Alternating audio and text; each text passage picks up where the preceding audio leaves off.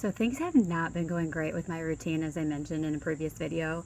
It happened when I went to Spain and they lost my luggage and I had to look for clothes literally every day for 8 days. And by that time I was already in Italy. So it was just like a mess. It was a mess because every single day I had to worry about what clothes I had, what clothes I needed, what was coming up the next day. And so it really took a lot out of me. I'm not somebody who likes shopping. It doesn't come naturally to me.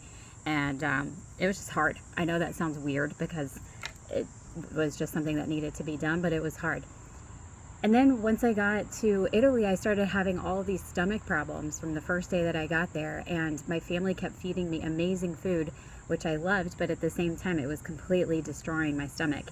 And so I had to stop and ask myself what was going on. And I realized that it's because I have been eating so well the past 2 months that I've been doing my morning routine, that it wasn't used to so much flour and it wasn't used to sugar and it wasn't used to alcohol, none of that. And so all of a sudden I'm throwing things back into the old pot and stirring them around and expecting my body to be like, okay, cool, we have all this food that's not good for me, but I'm just going to deal with it anyways. No, it didn't do that.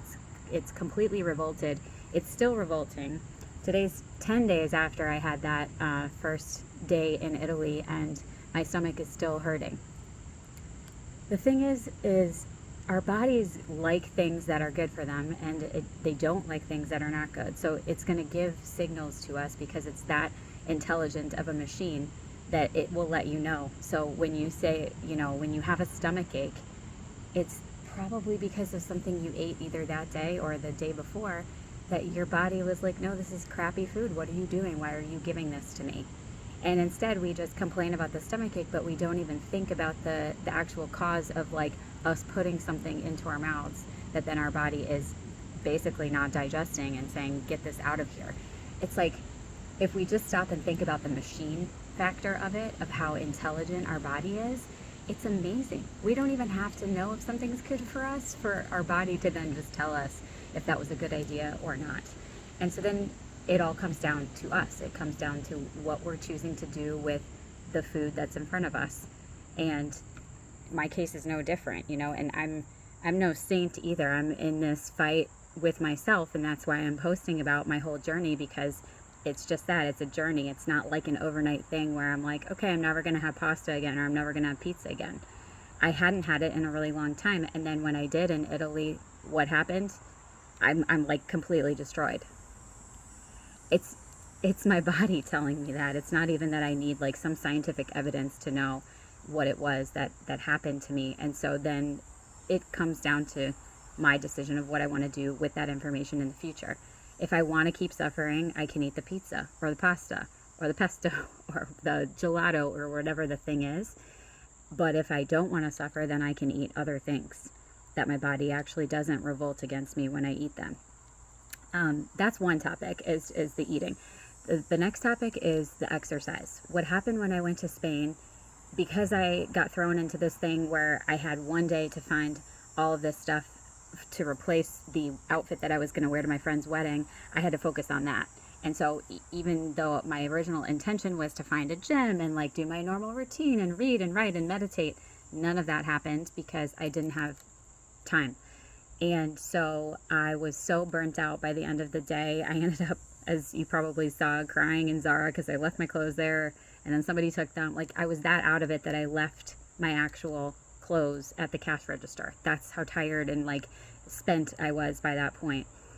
I wasn't crying because I was being a baby. I was crying because I was exhausted. I was jet lagged. I hadn't slept. I hadn't eaten the entire day. Nothing.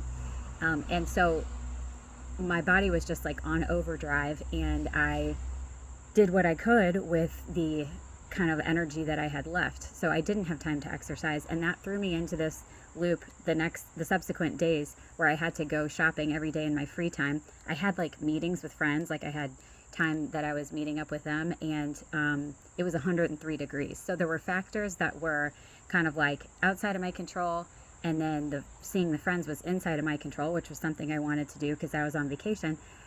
But the exercise just didn't happen how I wanted it to. I probably did about 20,000 steps a day. It's not that I didn't move my body, I did. But there's something very different between walking and, you know, doing something totally unintentional when you're exercising versus what I normally do, which is going to the gym and I'm there for an hour more or less. The first half an hour I listen to an audiobook, and the second half an hour I listen to music that really pumps me up, because by that time I'm warmed up and I'm ready to do a bunch of heavy weights.